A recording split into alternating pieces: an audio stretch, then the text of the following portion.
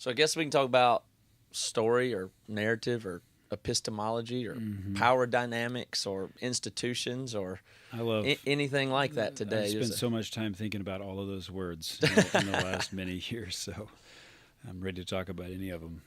So, to me, whenever I sit down and talk with you, I don't even feel like we really get that far because you're, I guess, a thinker. I don't know if you describe yourself as a thinker, would you? I would definitely describe myself as a thinker. You like to sit by yourself and think about stuff? I do. That's one of my favorite things to do. I think it might be a lost thing with the technologically speaking these days. I was thinking about that the other day.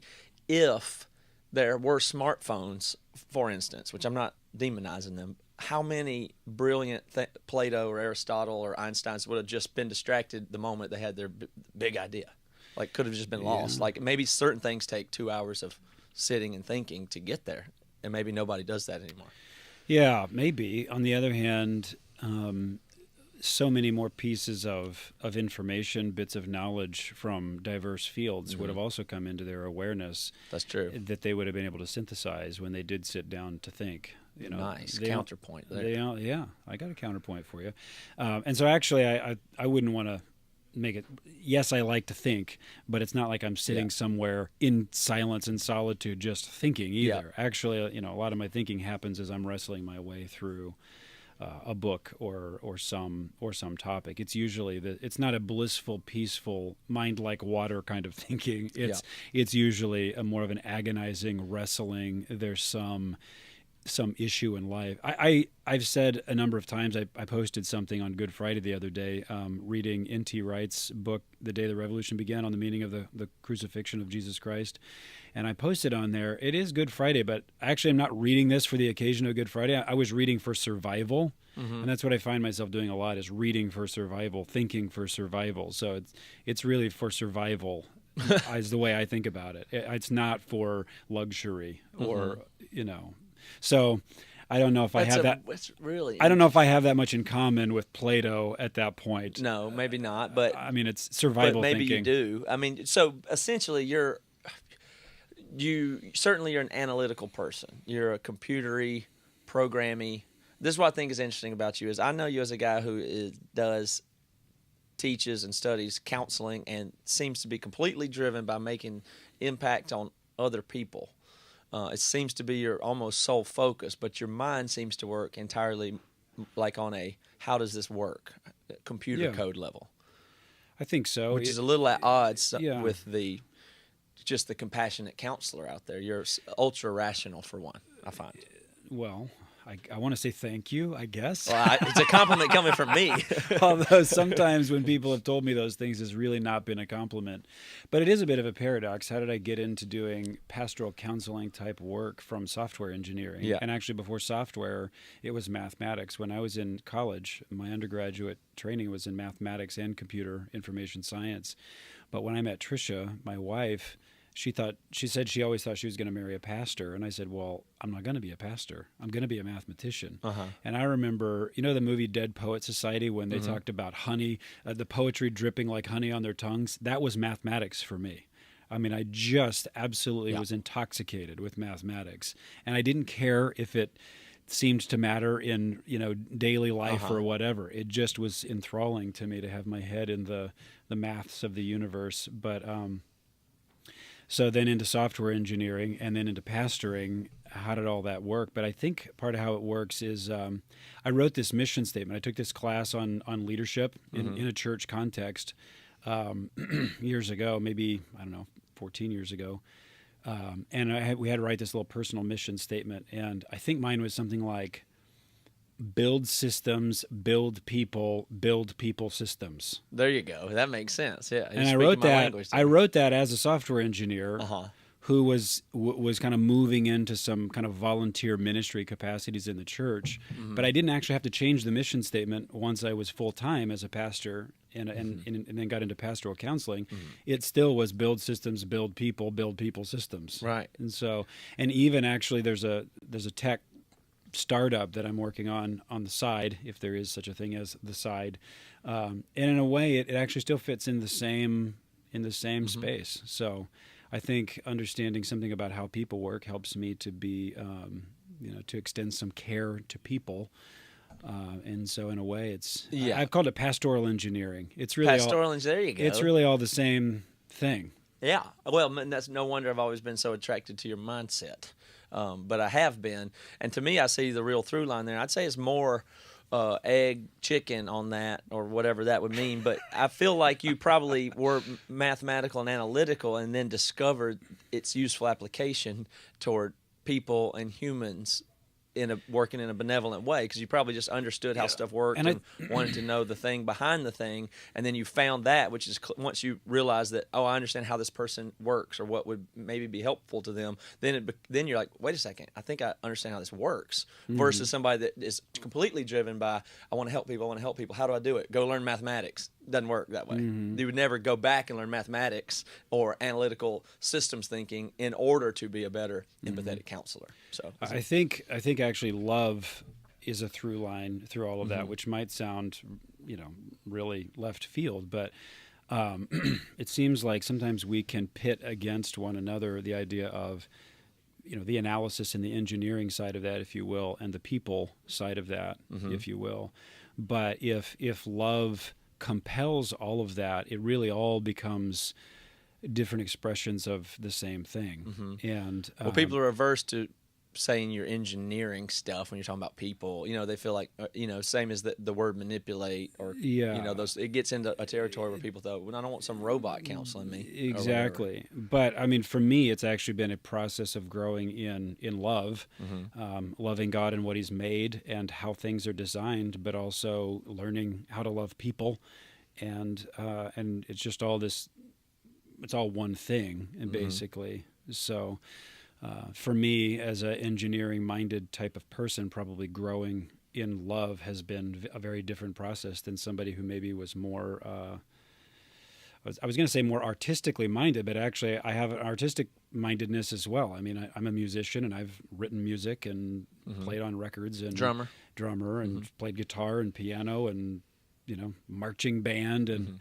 Not that marching band is an art, but anyway. Did you find music, it makes sense on a fundamental level to you in the way that I do? Yeah, and so when I've heard you talk about kind of the same thing, and this is why we might connect so well, I think, is I've heard you talk about how you like to learn how things work, and that's kind of an engineering mindset to how does the music work? How does the song hook work? Right. What about the chord progression works and the dynamics of it? How do you craft the song that's going to work? That's going to produce the effect, engineered effect, that desired effect. Yeah. And so somebody could say, oh well, you're taking all the mystery and the art out of it or whatever. But I'm thinking, actually, I don't know. I think that may just be how you do it as a pro sometimes. It doesn't have to negate the artistry of it. But I loved studying music theory, for example, because it gave me some new ways. When I say study, I don't mean like, in school. I just mean self-taught. The things that I learned about music theory helped me play better and differently on a piano or with my guitar. And I actually, one of the songs that we recorded years ago at Mars Hill, one of the lines that's my favorite, I actually composed that with a random number generator, because I was trying to kind of push myself out of some musical and melodic ruts that I was in. So I just randomized some aspects of what I was doing, and we ended up with something that I liked the sound of it. Yeah, I do the same thing. I wouldn't have got there without a pair of dice. Yes. So. Yeah, I do the same thing where I'll think of a pattern and see then if I can retro force it. Like think of a pattern, not like in my head, but just like a numerical pattern or an idea, and then see if I can turn that into something that is catchy, or force it in, or fit it, and then build off of that. Just a technical idea, and then turn it into art. Basically, it's kind of a fun thing to do. Yeah. So to me, that's not divorced from love. There's something driving you toward something good. You're trying to make something that's good and pleasing and beautiful. Has this aesthetically pleasing quality to it. And so what if you have analyzed it enough to understand how a thing works, right? And you leverage that to make something beautiful. I mean, I've told people before when we're talking about when I'm training people to do some basic people helping stuff in pastoral counseling in the church, there's sometimes people have this dichotomy in mind between what the Holy Spirit does, which sometimes we can just reduce that to whatever's kind of emotional and spontaneous or whatever, and pit that against the idea of what's designed, how humans are designed, how skill works, skill with helping people. And what I want to say is, hello, I mean, who's the engineer that designed all of creation? You can't pit the live, risky, adventurous, human or personal, I want to say, aspects of the Spirit's work. You can't pit that against his masterful design, Yeah, right. And so they're just not separate topics. Yeah. It really, but can comes be. together. But It nonetheless, can those be. things can be those specific designs and quirks and things that other people don't understand how humans work. And maybe this segues us a little bit, lend to exploitation of those and manipulation, though. Those same things that you can understand as an engineer about how people work and a group size and the way to talk to somebody, you can take those things to the degree, which is what makes people wary, because they can be certainly abused. Yeah, and so to use, I wish I had a better analogy for this, but it's just the one that's obvious to me. But you have the same parallel between how you woo a woman in courtship, and you build a relationship, and you develop trust, and all the layers of knowing a person, not reducing a person to sex. And then at some point, I believe, in marriage, it culminates in a flourishing of a sexual relationship as well. But you could exploit a lot of those rhythms. Pickup artists do that. They write books about it. You could exploit a lot of those same things to just get sex. Yeah. And what you've done is actually reduced that other person to sex before you even begin the first manipulation, because you have one goal in mind, and it's not knowing and being known by that person. It's just sex, Yeah. But the exact same mechanics, if you want to say that, could go into either. Which is maybe why people get a little skittish when you're speaking in those terms of engineering and things like that. Yeah, You know what I because mean? there's some power dynamics involved, Yeah. aren't there? Because when you kind of know how a thing works, you're now empowered to leverage that knowledge to get what you want. And that's why I come back to love. If what you want is beneficial to the other, that's a good thing, because we're designed, I believe, by God to move in this world compelled by love, to see goodness flourish in creation. We're supposed to be loving engineers from the beginning. It's the way I think about it. But if you have the technical know-how without the love, you are going to exploit creation. You're going to hurt people. I think I just basically told the history of the world right there. that's You go all the way basically it, Genesis 1 to 3, and then we've been living out of that ever since. So, so the thing about that is the next big enemy you've got is self-deception, then, because when you say love, you say, okay, love then, or that's my premise, or like, for instance, I'm relatively persuasive, and I tell myself, but I'm good, so it's okay. Yeah, of course you believe that your outcomes that you want to achieve, but so does everybody. good. So I know, That's well, right. I'm benevolent, but if you use this for bad, it would be bad. Yeah. But their self-deception is a huge problem. So and just to jump back into or onto the topic of Mars Hill and that kind of thing with the power dynamics and self-deception, and I would really like to know some of your take as well as story, whatever we can fit in the amount of time we'll be able to talk. The way those things kind of fit together, in that when you get into the mentality, which it seems like the church system and a lot of power structures get into a mode of the ends justify the means. So you may say, oh, well, we're here to love or get people saved or do this thing. But if that's not what you're stating to be true, isn't actually true, or if you're unaware that your real motives are other ones, now you're persuading, and you have this power system and structure that's taking a bunch of people down a road that's not even what everybody thinks it's supposed to be. Yeah. And then now we're down on a bad road, no? Yeah, absolutely. So some of the language that I've been using for that conversation, I learned from my friend Daniel, who's on the Redemption Walk podcast with me, but and he got it from a professor, Peter Chaw, talking about church culture and pointing out the difference between an explicit theology versus an implicit theology. And the explicit theology is what you say your goals are. It's what you say you believe.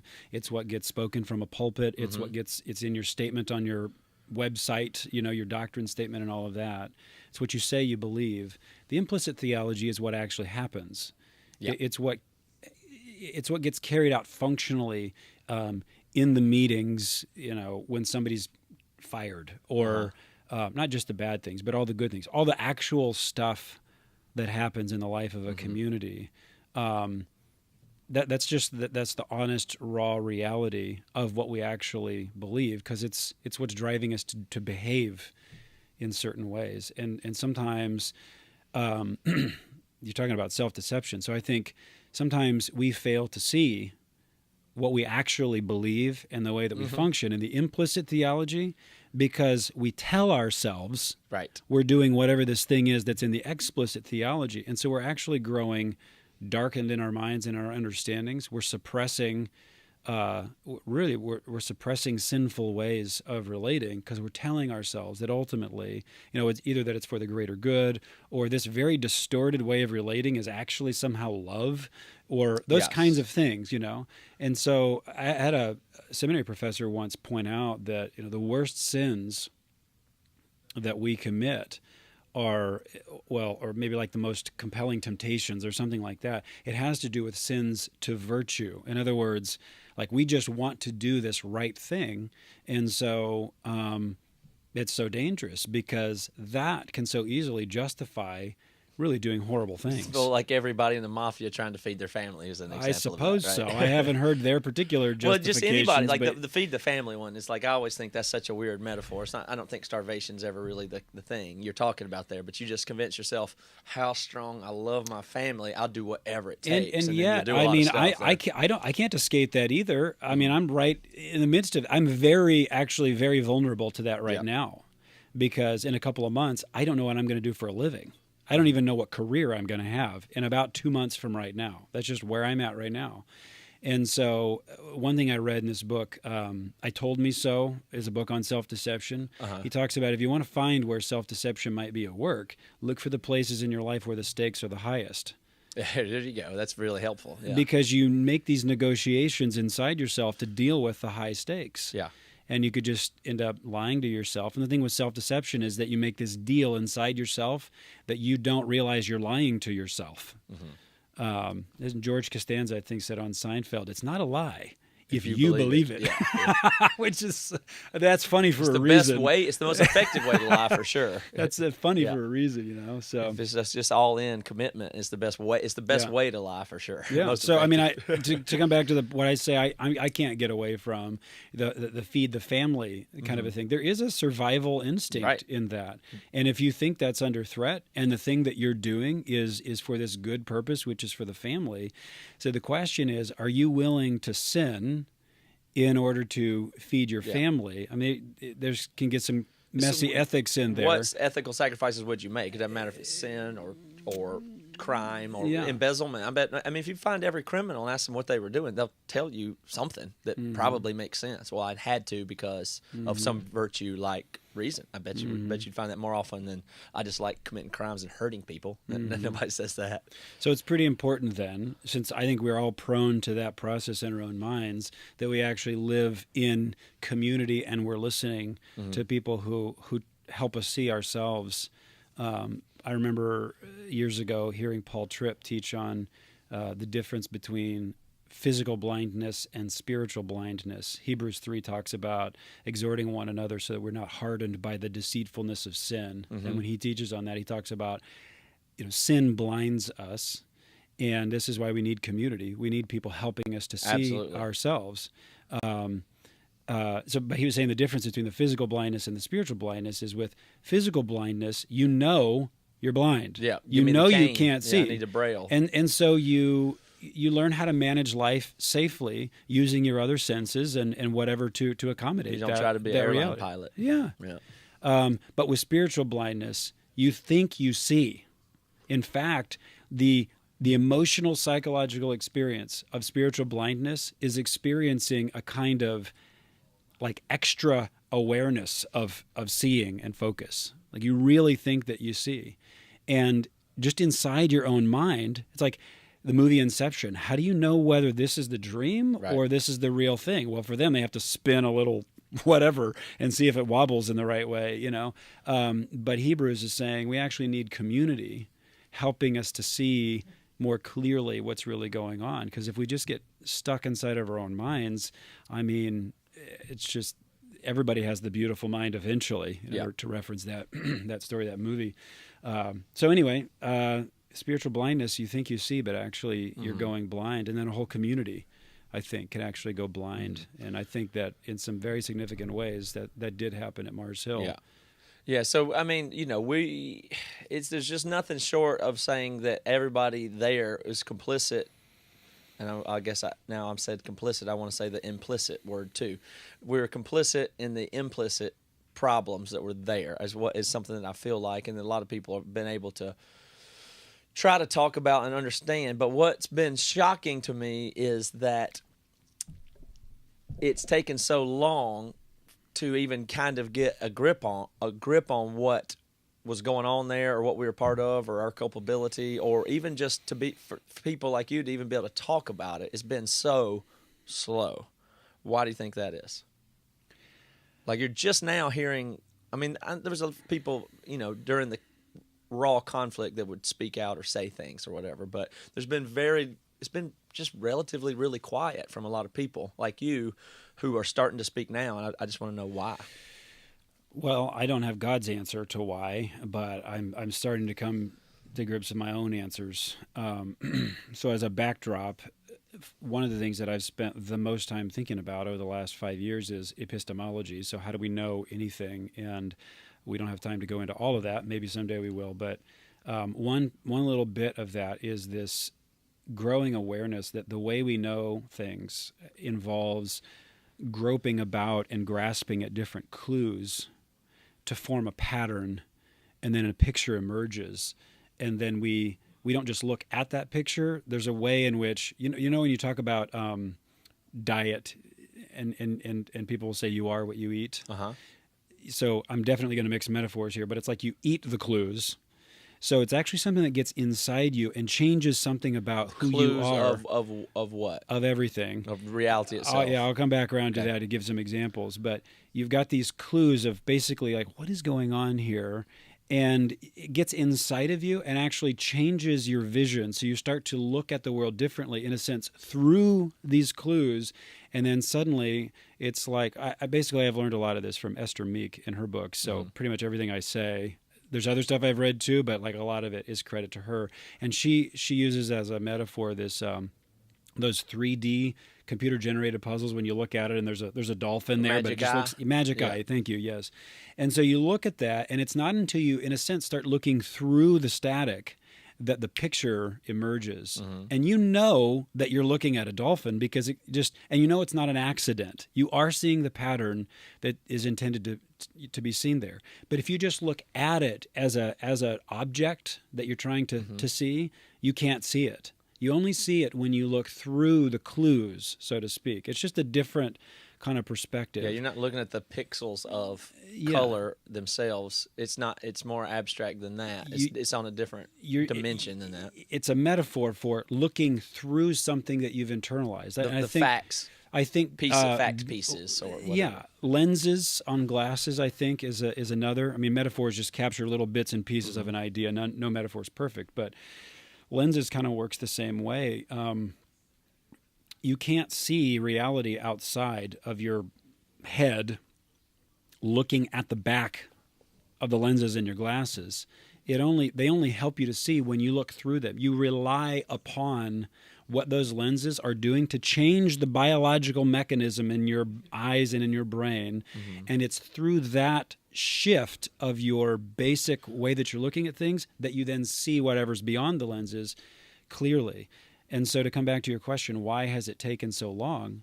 It's because for different ones of us, for different reasons, putting together all the clues and think of it like a puzzle, putting together all the puzzle pieces of our, there's things that you experience and you're like, but I don't know if that means this. And this is like the worst possible case. He said that really awful sounding thing, but I don't think it means everything's awful in general. Or you hear the rumor about this somebody who was really harmed by some words maybe that Mark said, and you're like, yeah, something like that probably happened, but I don't think it means this. It's not the worst case scenario. So those puzzle pieces surely they don't put together this picture that's really truly horrible. Yeah. And then you hear some things in a sermon that might sound off, and then some blogger posts something, or Warren Throckmorton posts something, and you go to his blog and you see, in the midst of what he's writing, you see ads for, diet pills or whatever, just things that just don't look like, kind of trustworthy stuff. And you're like, and then you have clues there too. You think, there's definitely something. Is this really trustworthy though? Because it's like there's something to what's being said here, but on the other hand, I don't know if I trust him. I don't know if I trust this website. And we're all trying to put these clues together and try to make the most sense of it. And in the midst of all of that, Mark is a very gifted, powerful, compelling communicator. And so a lot of the clues you're getting is you could listen for a long time and just think, it's down to earth, and there's powerful theological powerful theological truths here. Some of the clues that I experienced in community was genuine authenticity in the real deal of the Christian life that I hadn't experienced in a church community before. And I have friends and family who don't experience the level of depth of real relationship. And so those are some of the clues too. And how do you get all those puzzle pieces to fit together into a coherent pattern? It's like and so different people just over the years kind of lean on one side of that or the other, and then we act out of what we know. And so, do I know what's going on here? Should I leave? Should I go? Should I confront? Most people aren't that way. Most people, they just know. They think they know right away. Most people are relatively impulsive and looking for just answers that make sense, because that's the whole thing about story and narrative is I guess unconsciously make a narrative. Most people don't analyze on the way that you're doing there. I didn't analyze the decade and a half or whatever that I was at Marcel. I wasn't analyzing like this. The way I'm talking right now, I'm trying to give an account for what experience happened. But I wasn't using this framework to analyze that whole time. I was confused and groping about in the dark, trying to figure out what in the world is going on here. That's right. That was my actual lived experience. And I resonate with that. But the thing that's interesting is how this stuff kind of predates wherever we're at now with like truth and news and fake news and post-truth. Yes. Like this is like now seeing all this stuff happen in the mainstream. It's like, wait a minute, this is exactly what we just had. Where I heard that, but is that really true? But I know this. But if I'm thinking about it, yes, I know that person has an agenda now because I'm clued into all that. Like we've been clued into this reality that the truth is a little more up for grabs than you would have thought. And really what's behind it is the way we try to make story to make ourselves feel good when there maybe is no story, or at least we don't have access to what the real narrative ever is. We just don't really have that. And that's I feel like the whole world, particularly the United States, is going through the same process that I just survived, and I'm still kind of surviving. And it's like, really? The whole world is now going to go through the same cycle all over again. But probably the reality is that this is just the cycle throughout all time. Yeah, I think so too. It's just that I'm more aware of it now than before. So. Yeah, and then that one, instead of being national political, it's this is the difference is it's extremely personal. Like this is dynamics of me and you and family and people you work with and people you go to church with and your employers, and and having those same kind of conflicts that we do with Russia and Trump. But what's similar is there's people on various sides of the conversation in both the Marcel Church thing and in the national political scene that are frustrated with other people saying, can't you see what I'm seeing here? Yes. I can't believe you can't see it. Yeah. And the fact that you can't see it means you're immoral, or you're demon-possessed, or you're evil, or you're whatever. And the reality is we all see things so differently because we're looking at it from different perspectives. We've internalized different clues over times. And some of us are willfully suppressing things, and some of us aren't doing it in a consciously willful way, but there's too much at stake for us to admit.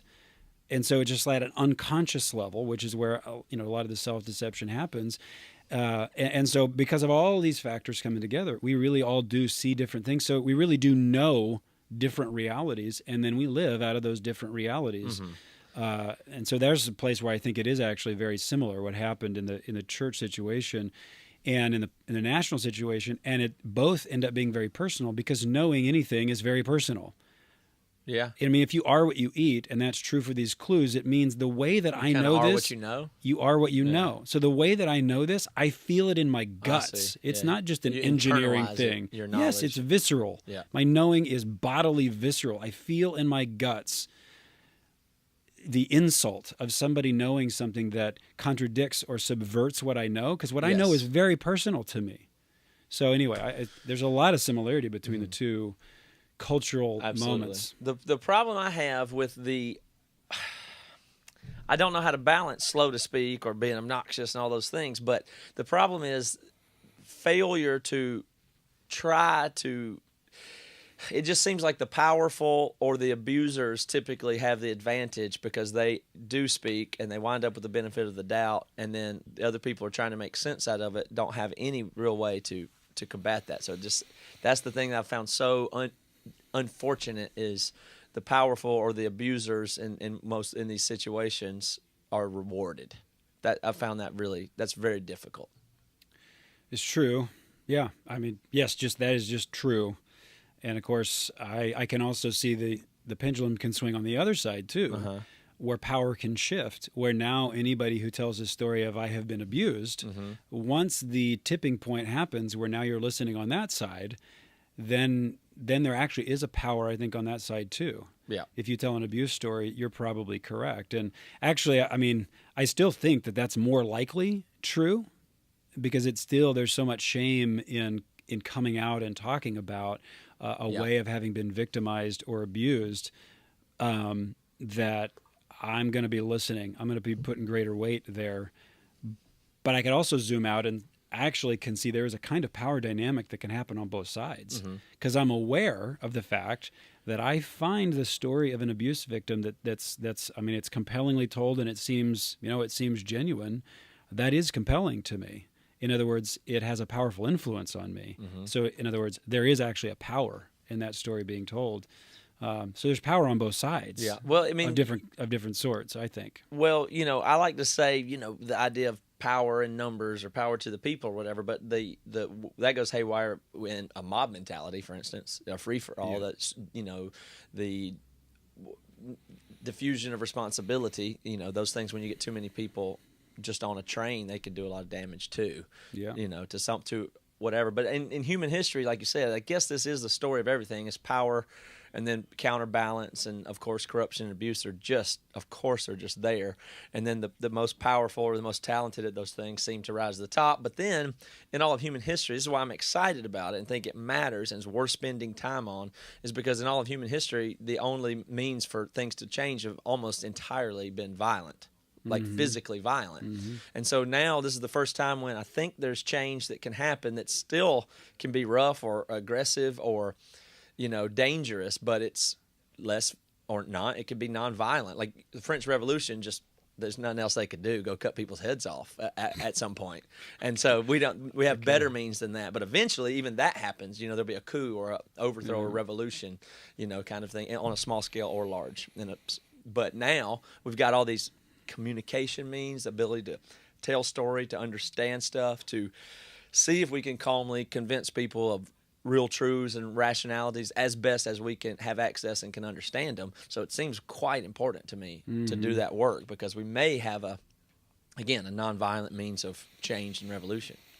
Revolution is a strong word, but nonviolent physically. Well, it's a step in the right direction. Yeah, that's all I'm saying. It's what I mean. There's plenty of casualties, so to speak, from the people being the way they are online or on Twitter. It still could be abusive and harmful and hurtful. I recognize that, but what a big step to have the power to work for Christianity to work on its own self, for instance, is which I'm particularly interested in. Yes. The ability of Christianity to work on its own self instead of simply, do inquisitions and crusades and stuff. Like there's a way to do it. To do on our own selves. That's for sure. Yeah, but it's worth getting into and doing. And part of that is telling.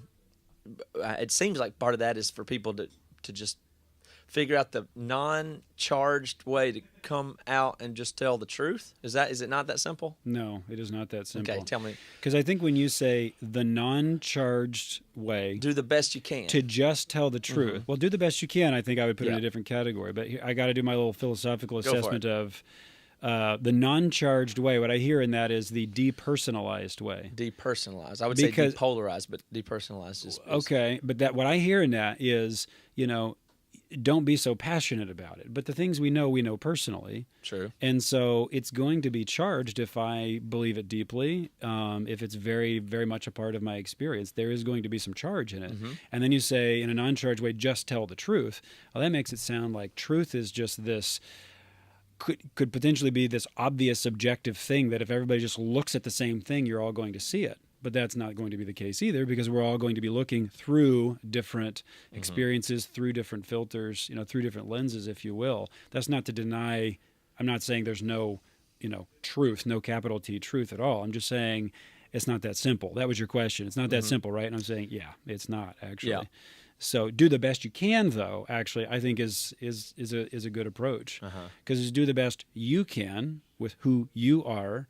And with a genuine effort to be seeking to tell truthful stories. And I would want to say to do that in love, which means you're trying to be beneficial with what you're saying. And, in other words, beneficial to others and to do good. Well, then perhaps goodness. when you weigh all the sources, like people will tell you in your news feed, you should read the left and the right and all this stuff, whatever. Perhaps then, instead of trying to get everybody to uniformly tell matter-of-fact stories and accounts of things, what we're looking for, and maybe what we're on the precipice of with communication, is we're going to be able to just get everything in an aggregate net sense. Like, yes, these people are charged up and really passionate or even lashing out.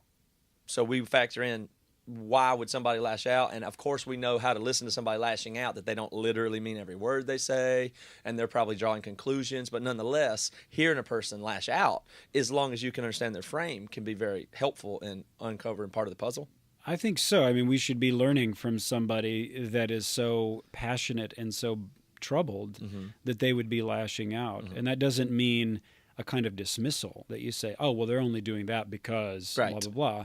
It's actually to say, I think, to bring a curiosity, to try to understand what drives a person to be passionate in that particular way. What do I need to be learning from that? Yeah. Maybe there's some way that I need to be shaped. Basically, knowing better, more lovingly and truthfully, I believe, is a process of personal transformation. I need to always be willing to be personally transformed. If the way I know is by looking outward from me into the world, then me should be constantly changing and transforming.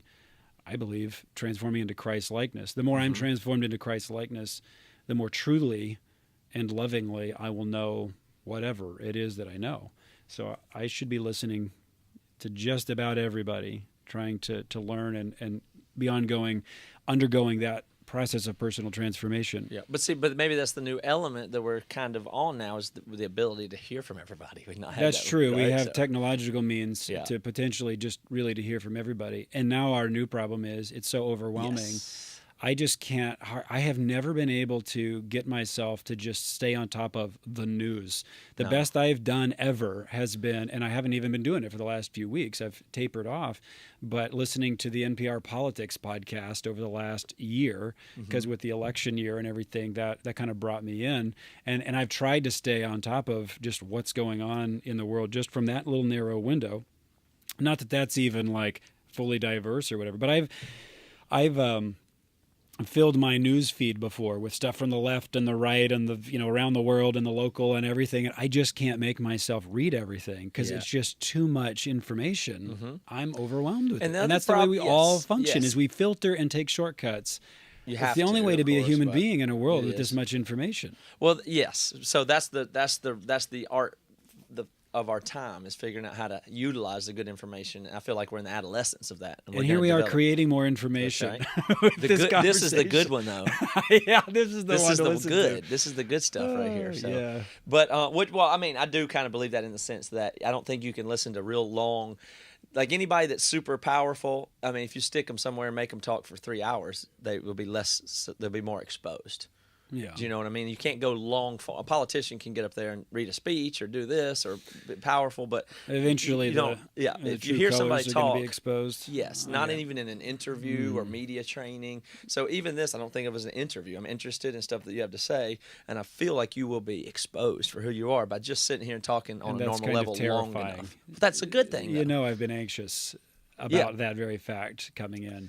But that's the progress in my book, is just trying to put yourself in that's why I like to do things on video. That's why I like to do things live when possible, because it just leans into the vulnerability if we're really trying to get to truth and not just power or influence, you know.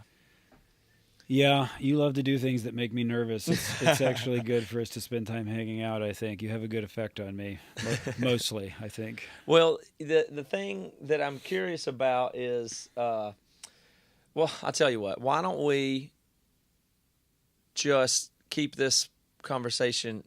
Basically, I think this has been on the non-specific side, but that's okay because this is a really good context. But I would like to go really more in specific about you and your experience. So can we do that next time?